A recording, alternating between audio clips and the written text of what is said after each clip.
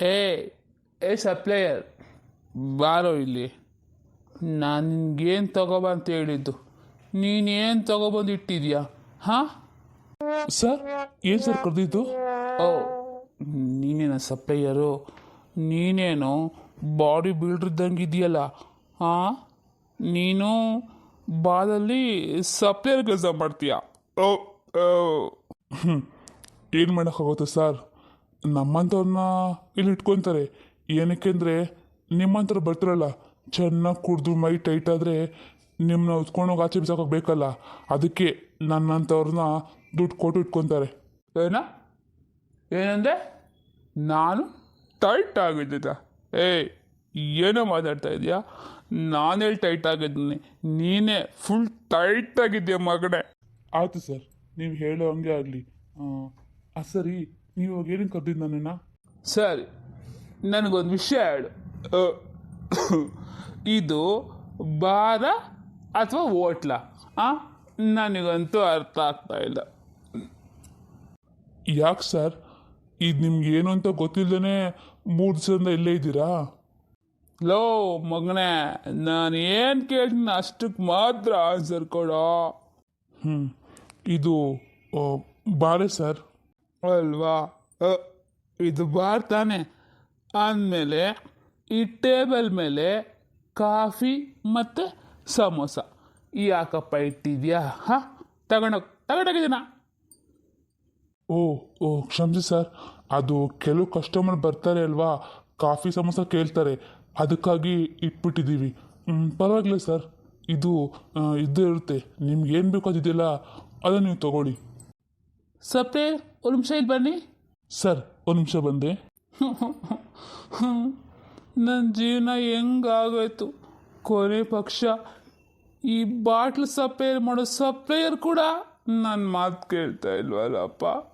ನಾನೇನು ಮಾಡಲಿ?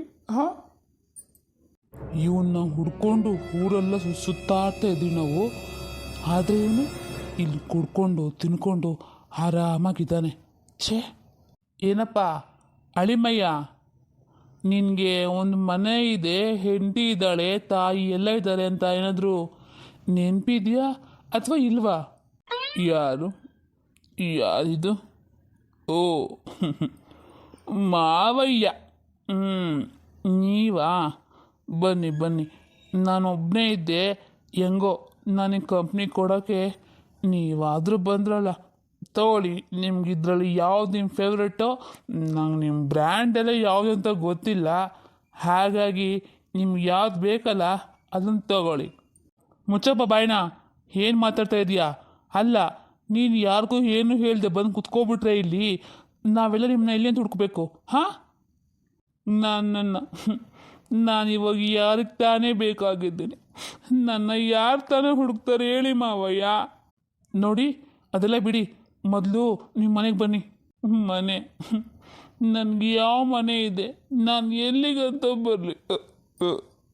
ಛೇ, ಇವನ್ನ ಹೀಗೆ ಬಿಟ್ಟರಾಗಲ್ಲ. ನಮ್ಮ ಡ್ರೈವರ್ಗೆ ಹೇಳಿ ಎತ್ತಾಕೊಂಡು ಹೋಗ್ಬೇಕು ಕಾರಲ್ಲಿ, ಆವಾಗಲೂ ಸರಿಯಾಗೋದು. ಮಾವಯ್ಯ, ಮಾಯನ ಮಾವಯ್ಯ, ನನ್ನ ನೀವು ಇಲ್ಲಿಗೆ ಏನಕ್ಕೆ ಕರ್ಕೊಬಂದ್ರಿ? ನನಗಿಲ್ಲಿ ಇರೋಕೆ ಇಷ್ಟ ಇಲ್ಲ. ಅಯ್ಯೋ ಬೀಗ್ರೆ, ನನ್ನ ಮಗ ನಿಮಗೆ ಎಲ್ಲಿಗೆ ಸಿಕ್ದ? ಮಗನೇ ಬಂದ್ಬಿಟ್ಟಿಯಪ್ಪ. ಅನ್ಕಂದ ಎಲ್ಲೋಗಿದ್ದಪ್ಪ? ಓ ಮಮ್ಮಿ, ನಾನು ಎಲ್ಲಿಗೆ ಹೋಗಲಿ? ನಾನು ಯಾರಿದ್ದಾರೆ ಅಂತ ಹೋಗಲಿ? ನನಗೆ ಈ ಭೂಮಿ ಮೇಲೆ ನನ್ನವರು ಅಂತ ಯಾರೂ ಇಲ್ಲ. ನೋಡಿ ಬೇಗ್ರೆ, ನಿಮ್ಮ ಮಗನ ಎಷ್ಟು ಹುಡುಕಾಡ್ದೆ ಅಂದರೆ ಕೊನೆಗೆ ಯಾರೋ ಫೋನ್ ಮಾಡಿ ಹೇಳಿದರು ಇಲ್ಲಿದ್ದಾರೆ ಅಂತ. ಅದಕ್ಕೆ ಅಲ್ಲೋಗಿ ಕರ್ಕೊಬಂದೆ. ಅಂದರೆ ಬೀಗ್ರೆ, ನನ್ನ ಮಗ ಎಲ್ಲಿದ್ದ? ಅವನ ಇರೋ ಪರಿಸ್ಥಿತಿ ನೋಡ್ರೆ ನಿಮಗೆ ಗೊತ್ತಾಗಿರ್ಬೇಕಲ್ಲ ಇವನು ಎಲ್ಲಿದ್ದ ಅಂತ. ಕುಡ್ಕೊಂಡು ಬಾರಲ್ಲೇ ಇದ್ದ. ಲೇ ಹಾಳಾದವನೇ, ನೀ ನನಗೊಂದು ಮಾತು ಹೇಳ್ಬಿಟ್ಟು ಹೋಗೋಕೆ ಏನೂ ಆಗಿತ್ತು ನಿನಗೆ? ಹಾಂ, ನೀನು ನನಗೆ ಬೈತಾ ಇದೆಯಾ? ಯಾಕೆ? ನೀನು ಯಾರು ನನ್ನ ಭಯಕ್ಕೆ? ವಾ ಬೀಗ್ರೆ, ಇವನಿಗೆ ಜಾಸ್ತಿನೇ ಆಗೈತೆ.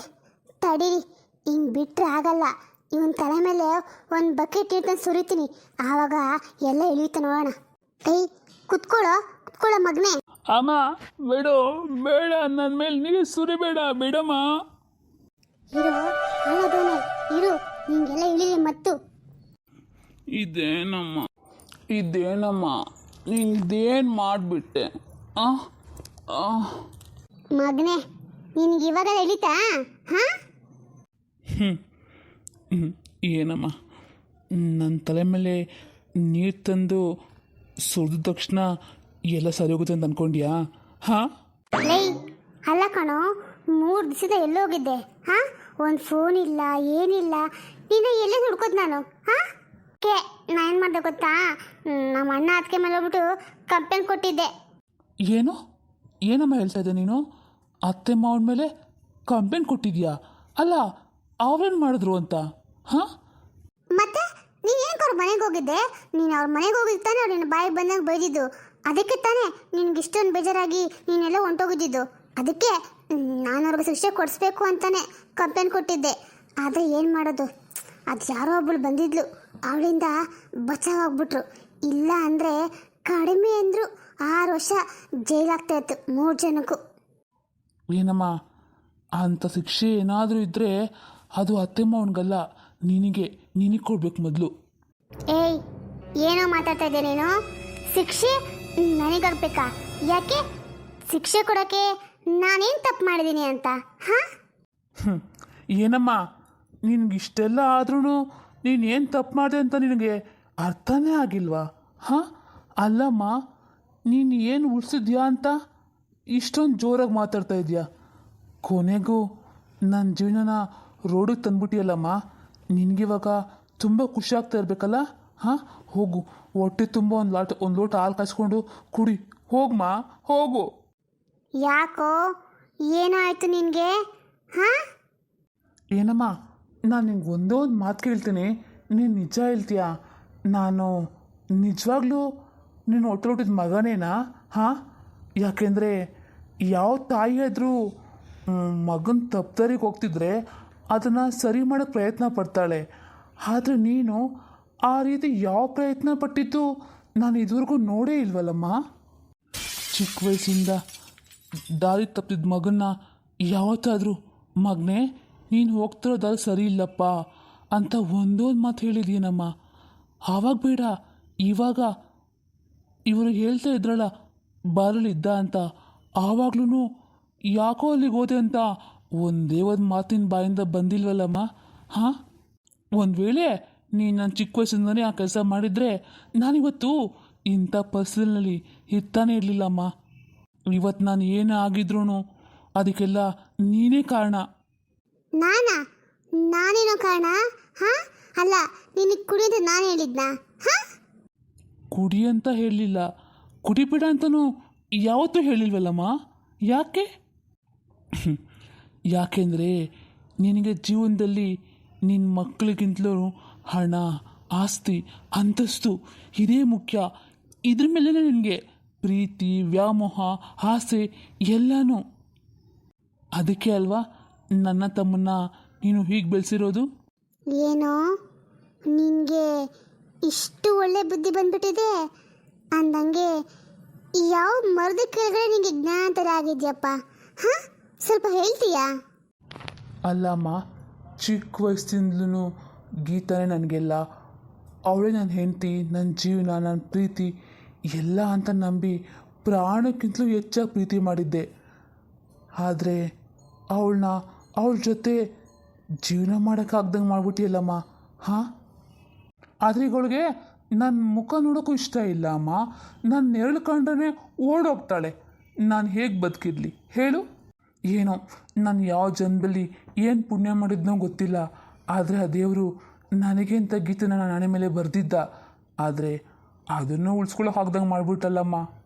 ನಾನು ಏನಮ್ಮ ಮೋಸ ಮಾಡಿದ್ದೆ ನಿನಗೆ? ಹಾಂ, ನಾನು ನಿನ್ನ ಹತ್ರ ಬಂದು ಏನಾದರೂ ಕೇಳಿದ್ನಾ? ಹಾಂ, ಇಲ್ಲ ತಾನೇ. ಕೇಳಿದ್ದು ಒಂದೇ ಒಂದು ನನ್ನ ಗೀತನ್ನ. ಆದರೆ ಆ ದೇವರು ನನಗವಳನ್ನ ಕೊಟ್ಟಿದ್ದ ಅಮ್ಮ.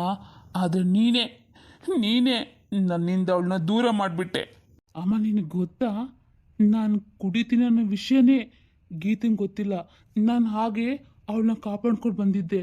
ಆದರೆ ನೀನು ಒಂದೇ ಒಂದು ನಿಮಿಷದಲ್ಲಿ ಎಲ್ಲನೂ ಹಾಳು ಮಾಡಿಬಿಟ್ಟಿಯಲ್ಲಮ್ಮ. ಅವಳು ನಾನು ತುಂಬ ನಂಬ್ಕೊಂಡಿದ್ಲಮ್ಮ.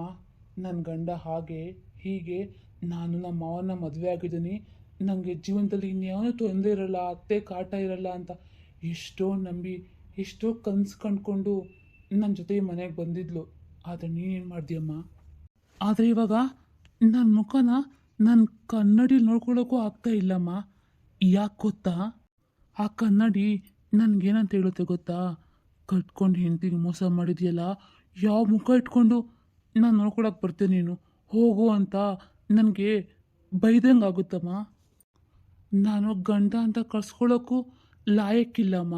ಯಾಕೆಂದರೆ ನಾನು ಕೆಲ್ಸಕ್ಕೆ ಹೋಗಲ್ಲ, ಜವಾಬ್ದಾರಿ ತಗೊಳ್ಳಲ್ಲ, ದಿನ ಪೂರ್ತಿ ಸುತ್ತಾಡ್ಕೊಂಡು ಕುಡ್ಕೊಂಡಿರ್ತೀನಿ ಅಂತ.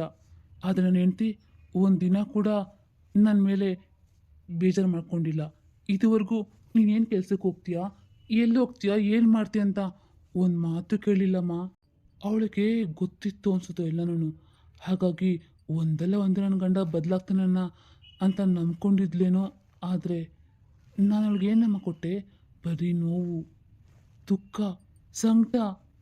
ಅಮ್ಮ, ನಿನ್ನ ದುಡ್ಡಿನ ಆಸೆ ನನ್ನ ಜೀವನ ಹಾಳು ಮಾಡ್ತು. ನನ್ನ ಸೋಮಾರಿತನ ನನ್ನ ಮನೆಯೇ ಹಾಳು ಮಾಡಿಬಿಡ್ತು.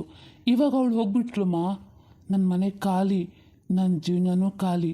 ಈಗ ಅರ್ಥ ಆಗ್ತಾ ಇದೆ, ಹೆಣ್ಣು ಒಂದು ಗಂಡನ ಹತ್ರ ಹಣ ಮಾತ್ರ ಕೇಳಲ್ಲ, ಒಂದು ಒಳ್ಳೆ ಮನಸ್ಸು, ಸ್ವಲ್ಪ ಪ್ರೀತಿ, ಸ್ವಲ್ಪ ಜವಾಬ್ದಾರಿ ಬಯಸ್ತಾಳೆ ಅಂತ. ಆದರೆ ನಾನು ಅದೇನೂ ಕೊಟ್ಟಿಲ್ಲ. ಇವಾಗ ಕೆಲ್ಸಕ್ಕೆ ಹೋಗೋಕ್ಕೂ ಮನಸ್ಸಿಲ್ಲ, ಬದುಕೋ ಹಕ್ಕು ನನಗಿಲ್ಲ ಅನಿಸ್ತೈತಮ್ಮ. ಯಾಕೆಂದರೆ ನನ್ನನ್ನು ನಿಜವಾಗಿ ಪ್ರೀತಿ ಮಾಡಿದವಳು ನನ್ನ ಕೈಯಿಂದ ನಾನೇ ದೂರ ಮಾಡ್ಕೊಂಡ್ಬಿಟ್ಟೆ ಅಲ್ವಮ್ಮ.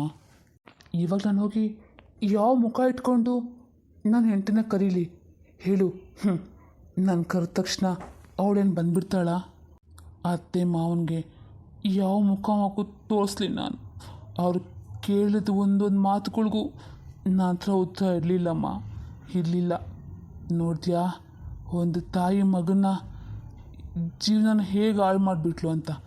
ನಿನ್ನ ಥರ ತಾಯಿ ಯಾವ ಮಕ್ಳಿಗೂ ಬೇಡ ಅಮ್ಮ.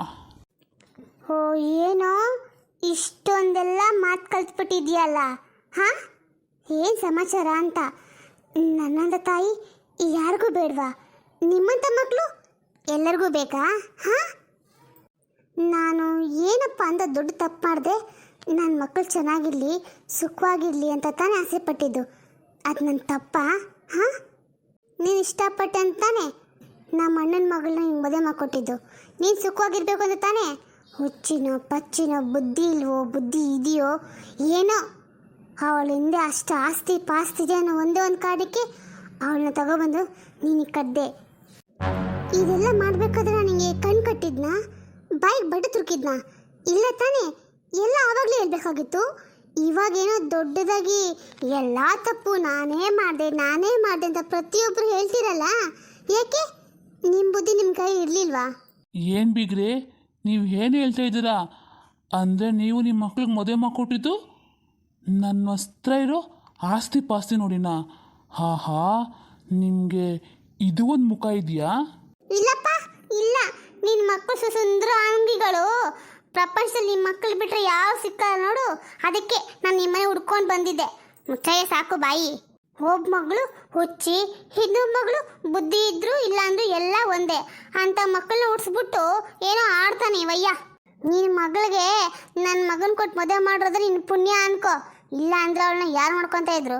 ಎಲ್ಲೋ ಪಾಪ ಅಂತ ನಾನು ಒಂದು ಹೆಣ್ಣಿಗೆ ಬಾಳ್ ಕೊಟ್ಟು ನಾನೇ ಗೌರವ ತಗೊತಿದ್ದೀನಿ. ಆದರೆ ಎಲ್ಲ ನನ್ನ ಭಯಪಡ್ತಾರಲ್ಲ, ಇದೊಳ್ಳೆ ಕರ್ಮ ಐತೆ. ಛೇ, ನಿನ್ನನ್ನು ಯಾರು ಹೆಣ್ಣು ಅಂತ ಕರೀತಾರೆ? ಆಯಿತು, ನನ್ನ ಮಗಳು ಬರಲಿ ನೋಡಮ್ಮ. ಇವತ್ತಿಗೆ ಮುಗೀತು. ನನ್ನಿಬ್ಬರು ಮಕ್ಕಳು ನನ್ನ ಮನೆಯಲ್ಲೇ ಇರ್ತಾರೆ. ನಿಮ್ಮ ಸಾಹಸನೇ ಬೇಡ ನನಗೆ. ಬರೀ ನನ್ನ ಮಗಳು ಒಬ್ಬಳೇ ಅಲ್ಲ, ನಿಮ್ಮ ಚಿಕ್ಕ ಮಗನೂ ಅಷ್ಟೇ, ಅವನು ನನ್ನ ಮನೆಗೆ ಕರ್ಕೊಂಡ್ತೀನಿ. ನೀ ತಾಯಿ ಮಗ ಇಬ್ಬರೇ ಬಿದ್ದೀರಿ. ಹೋಗಯ್ಯ ಹೋಗು, ನೀನು ಒಬ್ಬನೇ ಹೋಗಬೇಡ. ಹೋಗ್ಬೇಕಾದ್ರೆ ಹುಚ್ಚಿನ ಕರ್ಕೊಂಡೇ ಹೋಗು. ಎಲ್ಲರೂ ನನಗೆ ಬುದ್ಧಿ ಹೇಳೋರೇ ಆಗ್ಬಿಟ್ರು. ಇವನೊಬ್ಬ ಬಿದ್ದಿರಿಲ್ಲೇ.